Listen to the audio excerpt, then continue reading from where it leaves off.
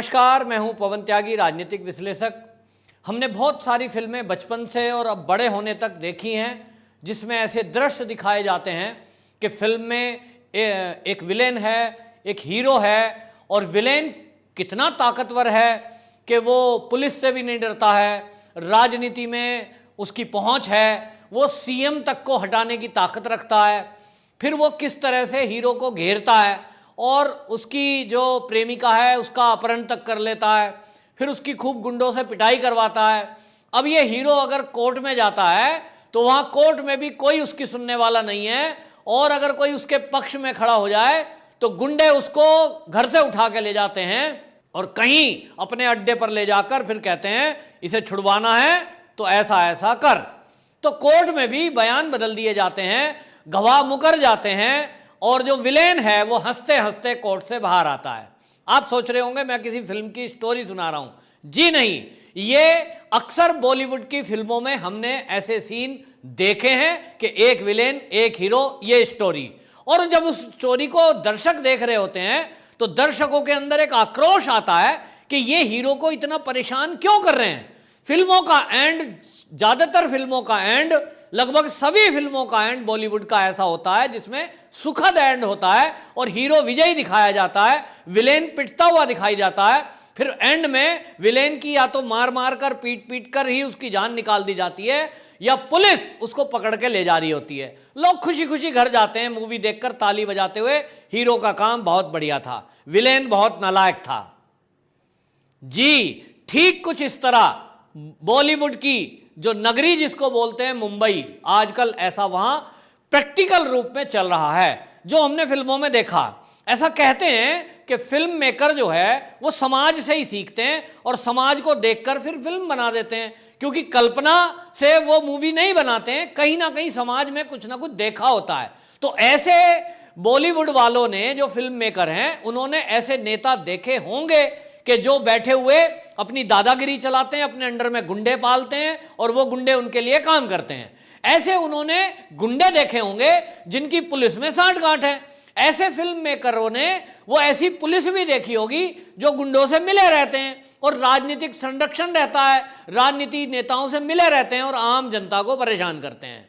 तो मुंबई में आजकल ये प्रैक्टिकल हो रहा है कि जो फिल्म अभी तक हम फिल्म देख रहे थे, एक पर्दे पर रुपहला पर्दा और 3 घंटे का एक काल्पनिक चित्र हम देखते थे, आंखें खुलती थी, लाइट जलती थी हॉल की, उसके बाद लगता था अरे हम तो मूवी देख रहे थे, हम क्यों रो रहे थे जब हीरो पिट रहा था, हम क्यों हंस रहे थे जब विलेन पिट रहा था। अपनी मूर्खता पे हंसी आती थी और इसलिए लोग सोचते हैं छोड़ो, मनोरंजन हो गया 3 घंटे का।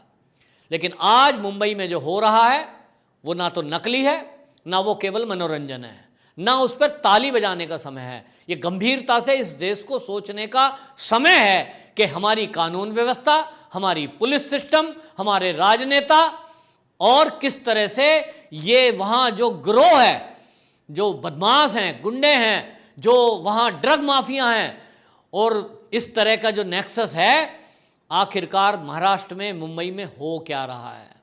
आप देखिए कि वहां कंगना रनौत जो एक्चुअल लाइफ में परेशान की जा रही है, फिल्मों में तो वो झांसी की रानी है, अंग्रेजों से फाइट करती है, अंग्रेजों को मार भगाने में सक्षम है, लेकिन वहां भी उसको घेर के मार दिया जाता है। ये रियल लाइफ है।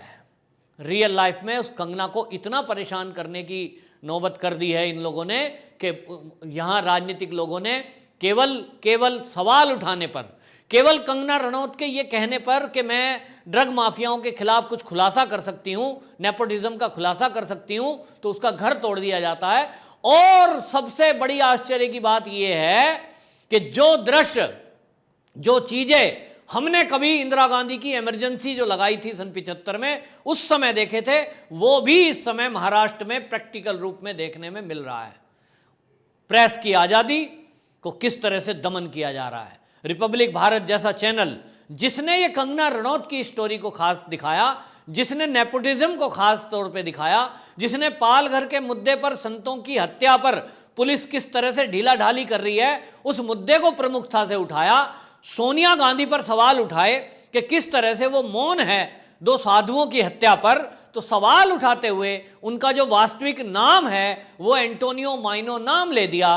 तो गांधी जी को अच्छा, गांधी परिवार को अच्छा नहीं लगा और इसलिए 200 एफआईआर हो जाती हैं पूरे देश में अर्नब गोस्वामी के खिलाफ। और आज वो जो एंटोनियो माइनो और सोनिया गांधी और जो उद्धव ठाकरे की मिलीजुली सरकार महाराष्ट्र के अंदर चल रही है, अब वो दोनों मिलकर के अर्नब गोस्वामी के इतना पीछे पड़ गए कि अब उन्होंने यहां तक कह दिया कि हम तुम्हारे चैनल को उखाड़ फेंकेंगे।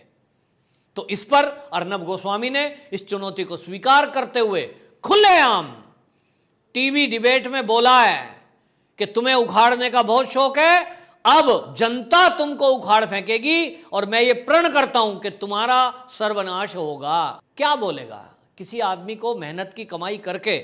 और अर्नब गोस्वामी ने बोला है कि भाई मैं बिल्कुल इस मुंबई में खाली हाथ आया था नौकरी करने के लिए, उसके बाद मैंने मेहनत से ये अपना सब चैनल खड़ा किया है। आज बहुत सारे एम्प्लॉइयों को उन्होंने रोजगार दिया हुआ है। आज लाखों लोग उनको पसंद करते हैं। क्यों? क्योंकि वो सच्चाई दिखाते हैं। ऐसा व्यक्ति जो जीरो से खड़ा होकर के और आज एक चैनल चला रहा है, उसको तुम इस कदर परेशान करोगे कि उसके ऊपर एफआईआर करोगे, उसको थाने में बिठा के रखोगे, उसका चैनल बंद करने की धमकी दोगे। और इतना ही नहीं, तो आपने शुरुआत कर दी, महाराष्ट्र में ये शुरुआत हो गई। उद्धव ठाकरे इस समय कांग्रेस के सानिध्य में आकर वो सब सीख रहे हैं जो कांग्रेस ने किया है। तो कांग्रेस ने इमरजेंसी लगाई, पत्रकारों को जेल में ठूस दिया, नेताओं को जेल में ठूस दिया, जो विरुद्ध में बोला उसके खिलाफ एफआईआर करी और जेल में ठूस दिया। तो उद्धव ठाकरे ने अच्छी बातें तो सीखी नहीं, एनसीपी के शरद पवार से कुछ सीख लेते, लेकिन उन्होंने कुछ नहीं सीखा। भाजपा के साथ 15 साल शासन किया, भाजपा से कोई अच्छी बात नहीं सीखी। उन्होंने सीखा तो कांग्रेस से दमनकारी नीति सीखी और इसीलिए दमन करने पे तुल गए हैं। ऐसी हद कर दी है कि वो पत्रकार, आप देखिए कि पत्रकारों को धमकाने में लग गए हैं कि कोई अगर ठाकरे परिवार के खिलाफ बोला तो देख लिया जाएगा। तो सब लोग हल्के में ले रहे थे, लेकिन इन्होंने तो देखना शुरू कर दिया, क्योंकि अर्नब गोस्वामी को धमकी दे दी और उनके पत्रकार को उठा करके जेल में डाल दिया। हम देख रहे हैं, मैं कोई कोर्ट पर टिप्पणी नहीं करना चाहता, लेकिन मैं सोच रहा था कि पत्रकारों को तो ये कहा जाता है कि ये पत्रकार हैं तो ये लोकतंत्र का चौथा स्तंभ है। तो मुझे लग रहा था पत्रकारों को पूछताछ के लिए थाने में लेके गई है मुंबई पुलिस, पूछताछ करेंगे, वो अपना एक आई कार्ड दिखाएंगे कि मैं पत्रकार हूं, उसके बाद उनको छोड़ दिया जाएगा। क्योंकि खोजी पत्रकारिता का और पत्रकार का तो ये धर्म है कि किसी भी विषय की इन्वेस्टिगेशन करना और उसके बाद में रिपोर्टिंग करना। सभी लोग करते हैं, स्टिंग भी करते हैं, इसमें गलत क्या है? तो मैं सोच रहा था कि वो घंटे 2 घंटे के अंदर जब अपनी सफाई दे देंगे, अपनी पहचान बता देंगे, तो पत्रकार छूट जाएंगे। इसमें रिपब्लिक भारत वाले ये इतना परेशान क्यों हो रहे हैं?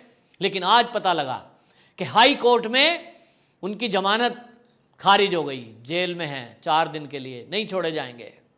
मैं कोई टिप्पणी नहीं कर रहा हूं, लेकिन मुझे ये आश्चर्य हुआ, क्या देश में अभी भी ऐसा कानून है कि किसी व्यक्ति को, चाहे वो भूल से गया हो, चाहे वो इरादतन गया हो, यदि किसी के घर के दरवाजे पर पहुंच जाए, वहां जो जैसा कह रहे हैं कि फार्म हाउस में पहुंच गया, वो फार्म हाउस में आखिरकार अर्नब गोस्वामी पूछ रहे हैं कि आखिरकार वो फार्म हाउस के पत्रकार के वहां पहुंचने से डर क्यों रहे हैं इतना? उस फार्म हाउस में ऐसा क्या था कि जिसके कारण पूरी सरकार हिल गई कि भाई डर लग गया, एक पत्रकार कैसे पहुंच गया वहां, ये खबर लीक ना हो जाए, तो इसलिए रास्ते में पकड़कर उस खबर को डिलीट कर दो। ऐसा क्या था? क्या वो फार्म हाउस कोई ऐसा फार्म हाउस तो नहीं है उद्धव ठाकरे का कि जहां ड्रग माफियाओं की कुछ पार्टियां होती हों, वहां कुछ ड्रग का रैकेट चलता हो? ऐसा क्या है? मुझे नहीं पता। ये काम जो जांच एजेंसी हैं वो करेंगी, करना चाहिए। सीबीआई और एनसीबी जो लगी हुई है वो जरा जांच करे इस एंगल से भी कि आखिरकार वहां ऐसा क्या है उस उद्धव ठाकरे के रायगढ़ स्थित जो फार्म हाउस है, जिसको पेंगुइन फार्म हाउस कहा जा रहा है, कि आखिर वहां क्या था ऐसा कि एक पत्रकार यदि पहुंच गया तो उसको तुरंत जेल में डाल दिया गया, उसको पिटाई करी गई और उसको ये कहा गया कि बताओ आपको यहाँ के बारे में खबर किसने दी और ये खबर डिलीट करो जो उनसे तुम वीडियो बना के लाए हो। ये रहस्य है, थोड़े दिन बाद खुलेगा, आज नहीं तो कल पत्रकारों को कितनी देर बंद रखोगे। लेकिन सवाल उठता है इस देश की कानून व्यवस्था पर, सवाल उठ रहा है इस देश के संविधान पर भी, कि जहां एक सच बोलने वाले पत्रकार को कोई भी धारा लगाकर बंद कर दिया जाता है। तो भाई कोर्ट जरा इसमें संज्ञान ले। हमने तो सुना है कि हाई कोर्ट यदि कोई काम करे तो उसके ऊपर दूसरी कोर्ट है, लेकिन मुझे नहीं पता इस मामले का अंत कहां होगा। लेकिन शिवसेना ने शायद यह तय कर दिया है कि जो भी उनके खिलाफ बोलेगा वो उसकी बोलती बंद कर देंगे। उसके लिए उन्हें चाहे कानून हाथ में लेना पड़े, चाहे उन्हें कोई भी कदम उठाना पड़े, चाहे उन्हें किसी भी एजेंसियों की मदद लेनी पड़े, वो परेशान करेंगे। तो वो अर्नब गोस्वामी को परेशान करने की कोशिश कर रहे हैं। उन्होंने केबल ऑपरेटरों को धमकी दे दी है कि अगर कोई रिपब्लिक भारत दिखाएगा तो उसको देख लिया जाएगा। मतलब साफ है कि उनके खिलाफ आवाज उठाने वालों को वो मुंह बंद कर देंगे, धमकी से, पुलिस की मदद से, कानून के दुरुपयोग को करके, या तो डरा धमका कर। और ऐसे ही खबर आई कि नेवी का एक रिटायर अफसर जिसने कोई ट्वीट सरकार की कोई बुराई को लेकर के कर दिया था सोशल मीडिया पर, उसके घर शिवसेना के गुंडे पहुंचते हैं और उसकी पिटाई कर दी, जिससे उसकी एक आंख घायल है।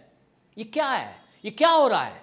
ये देश की कानून व्यवस्था ऐसी है क्या कि कोई भी एक किसी के खिलाफ बोलेगा तो अपमानजनक शब्द कहें ये कह करके धारा 19 का दुरुपयोग करके उसको जेल में डाल दिया जाएगा?